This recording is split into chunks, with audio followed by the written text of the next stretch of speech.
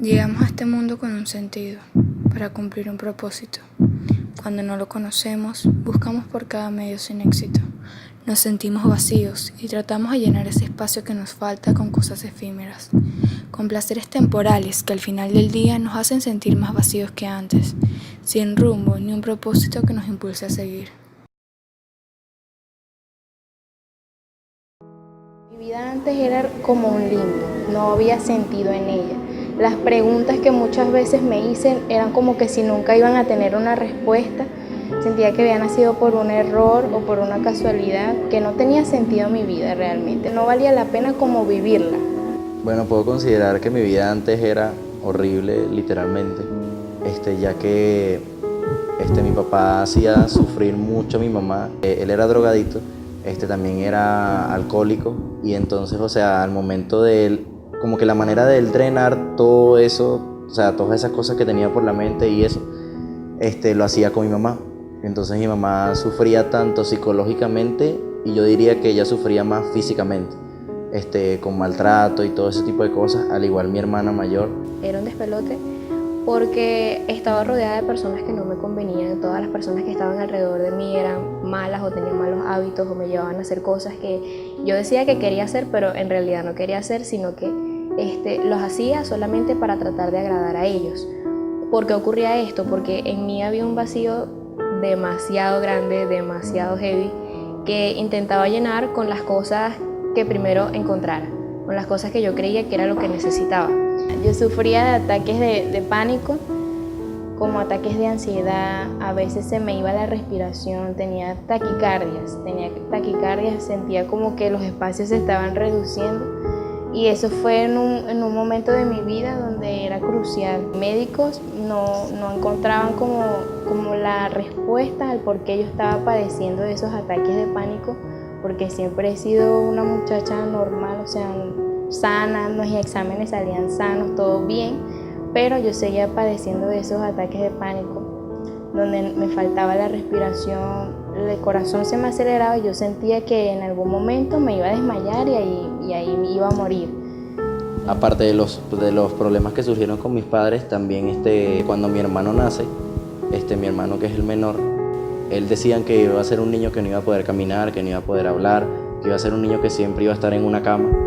Yo me preguntaba constantemente que por qué yo estaba aquí, porque yo había llegado a esa familia que tengo, porque tenía los papás que tenía, porque conocía a las personas que conocía, porque no me había tocado otra vida. Y si me había tocado esta vida porque Dios me la había dado, no consideraba que tuviera ninguna virtud, no consideraba que tuviera algún talento, por lo que decía que no, o sea, mi vida no valía nada. En diciembre fue uno de los diciembres más fuertes porque ya no podía más, entre problemas y problemas con mi familia, entre cosas que estaban pasando en mi vida, cosas que no entendía. Yo decidí, por así decirlo, como acabar con mi vida en ese diciembre. Recuerdo que había unas pastillas en casa y me tomé como casi que el frasco completo, no sé, la caja completa, no sé cuántas pastillas eran en realidad. Me las tomé todas y nada, me fui con mi dolor a mi cuarto a pasar y yo dije, bueno, fue en ese momento en el que recuerdo haber visto el techo y le dije a Dios, bueno, si tú controlas mi vida, si tú controlas la vida de los demás y tú controlas todo lo que pasa en el mundo, yo te digo que ya, pues, o sea, que ya me lleves de una vez porque mi vida no tiene ningún valor, pues. O sea, para vivir esto, yo prefiero no vivirlo, pues. Hay puntos en la vida en la que pensamos que no hay nada más allá del problema que estamos enfrentando. Sentimos que todos los caminos se han cerrado y que la única opción segura es el fracaso. Realmente no, porque como no conocía como esa razón de ser, cuando tú no conoces una razón de ser, no esperas nada. Yo diría que no tenía ningún tipo de esperanza, ya que como era un niño, entonces podría considerar en ese tiempo que mis padres eran, digamos que mis superhéroes y la única esperanza que conocía en ese tiempo. No tenía ningún tipo de esperanza, porque yo vivía el momento. Yo vivía, era el presente en ese, o sea, yo decía que me gustaba la adrenalina, que me gustaba la velocidad, ¿verdad? Entonces, no me preocupaba por el mañana, sino que me preocupaba por el hoy, o eso trataba de aparentar yo. Cuando nos hablan de que hay alguien quien puede llenar ese vacío y sacarnos de ese hoyo del que pensábamos que no saldríamos, no les creemos. Veía a Dios como alguien lejano, como algo como de un cuento de hadas, como una ciencia ficción, como algo que muchos hablaban pero no todos podían ver. Y era, si no lo veo, no lo creo. Era algo lejano y muy aparte de mí. En ese entonces veía a Dios como, digamos que una fantasía. Entonces yo al momento de llegar a mi casa y ver a mis padres y yo decir, oye, si Dios dice esto y si Dios dice aquello, entonces, o sea, yo no sabía cómo hacerlo porque yo era más que todo eso de que, o sea, yo puedo hacer esto, pero si yo veo un ejemplo. No tenía como una opinión propia, no tenía una opinión real de lo que era para mí Dios. Por lo tanto, yo por lo que había aprendido, me había enseñado que Dios era alguien que estaba muy lejos, que estaba sentado en un trono y que no se preocupaba por nosotros. También porque en mi vida, como estaba llevando ese tipo de vida sin esperanza, sin algo concreto, sin algo consciente en mí, decía que por todas las cosas que me pasaran malas también tenían que ser obra de Dios. Y yo no entendía cómo es que podía haber un Dios malo. Por lo tanto, no creía en Dios en absoluto. Pero cuando más oscuro está el cielo es porque está a punto de amanecer.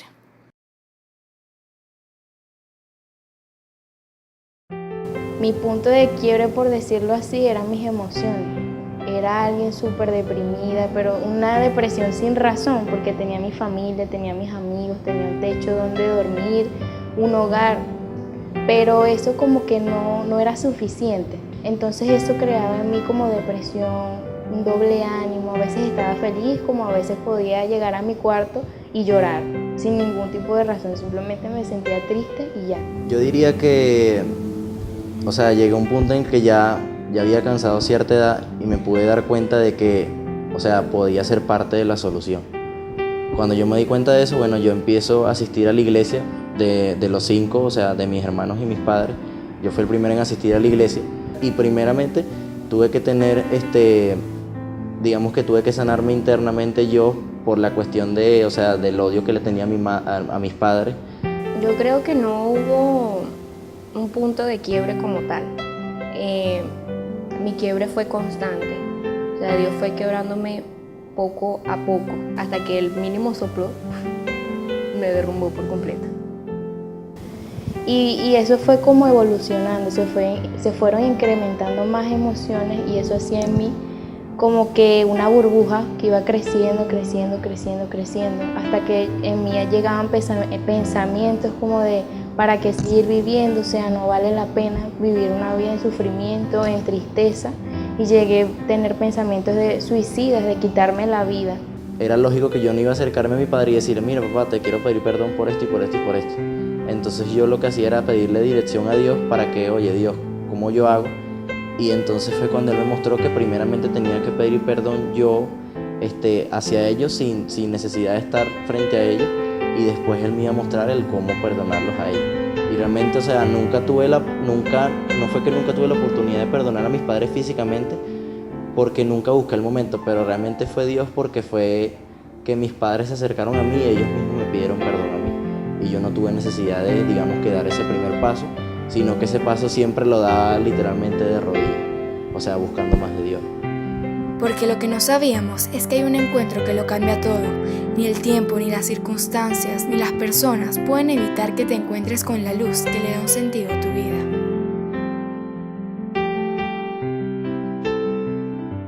Yo no andaba buscando a Dios, pero Él sí. Usó a personas que yo jamás había conocido en toda mi vida para atraerme a Él. Lo explico. Conectó conmigo personas que nunca antes en mi vida había visto. Personas habían escuchado mi nombre y otras personas habían visto mi rostro para una actividad en específico en la iglesia, que eran los encuentros con Dios. Y Dios había susurrado su nombre a personas y había visto mi rostro, pero yo no sabía nada de esas personas y esas personas no sabían nada de mí. Porque literalmente cuando lo conocí, entonces fue cuando conocí también quién era yo realmente. Yo en mis tiempos, mucho antes de haber conocido a Jesucristo, yo puedo decir que realmente no era nadie, que si una persona me decía, mira, tú eres esto, yo no me lo quería creer. Yo me consideraba una persona que, o sea, si pudiera estar en una habitación totalmente negra, yo podría decir que era por ejemplo, un bombillo que estaba en esa habitación negra, y como la habitación es negra, entonces nadie puede ver ese bombillo, y ni siquiera el bombillo encendía. Literalmente yo me consideraba de esa manera. O sea, una persona que de verdad era ignorada totalmente, y era mentira porque muchas personas buscaban como que ayudarme, y yo lo que hacía era rechazar a esas personas, pues. Él se me presentó como ese Dios, ese Jesús, ¿verdad? Que tiene todo lo que yo necesito. ¿Qué pasa? Si yo decía que yo no tenía un papá, decía, ok, bueno, me presentaba como una propuesta en la mesa. Yo puedo hacer que tú vuelvas a tener una relación con tu papá o que comiences a tener una. Si no tenía a mi mamá o no podía hablar con ella, me decía, ok, bueno, yo puedo hacer que tu mamá sea tu mejor amiga. Si no tenía a mis hermanas, él me decía, ok, tú sientes que no tienes hermanas, tú sientes que ellas te excluyen, bueno, yo puedo hacer que puedas volver a tener una buena relación con ellas. Si tú sientes que no puedes ser amada, entonces yo puedo hacerte sentir amada. Si tú sientes que no puedes amar, entonces yo puedo hacerte amar. Porque Él siempre hace eso, o sea, te saca como de lo vil y lo menospreciado y te hace saber que eres importante o que sí vales o que sí eres importante para algo, para un propósito. En ese encuentro con Jesús, Él me hizo ver que yo sí valía, o sea, que tenía un propósito por el cual había nacido, que no había nacido por una casualidad, sino para algo, para cambiar vidas a través de Él, de su nombre. Y cuando Él llega, o sea, llega para quedarse. Me enamoré de Él completamente porque me mostró su persona. Me mostró que Él era real, que no era un cuento de hadas, que no era algo ficticio, que Él sí estaba vivo y que hacía proezas y que hacía milagros. Y realmente no sabía a quién pedirle ayuda porque tenía tantas estructuras de que Dios, mira, tienes que estar bien para poder buscar a Dios y todo eso, cuando realmente no es así. Y fue cuando, a medida de que empecé a conocerlo, me di cuenta de que, o sea, mientras más genuinos seamos, al momento de que, oye, tengo odio hacia esto, Dios, o sea, estoy molesto por esto, quiero llorar por esto, entonces cuando yo lo busco de esa manera es cuando Él realmente está más dispuesto a escucharme. Y así fue Él presentándose a mi vida, ¿sabes? En mis debilidades, Él fue diciéndome, lo que tú crees que nunca vas a conseguir, lo que tú crees que nunca vas a lograr obtener, los logros, tus sueños, sentimientos hermosos, incluso enamorar, de tener una familia, tener hijos, qué sé yo, todo ese tipo de cosas bonitas que uno dice, no son para mí, porque por todas las situaciones que nos rodean decimos que no son para nosotras. Él fue presentándose de esa manera, como el Dios que suple todas mis necesidades, que me da todo lo que necesito y lo que creía no necesitar incluso.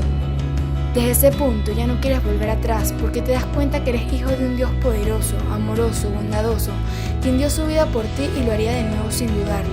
Pero Él ya pagó un precio en la cruz y nos libró de todo pecado, dejando nuestro pasado atrás y dándonos una nueva oportunidad de comenzar. Un Dios para el que no hay imposibles y quien puede transformar toda oscuridad y toda tormenta en una gran victoria.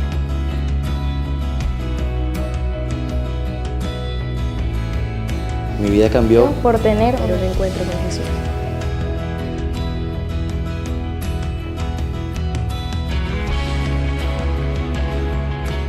La doctora se quedó impresionada y dijo que eso literalmente fue un milagro de Dios porque mi hermano tenía el cerebro completamente formado.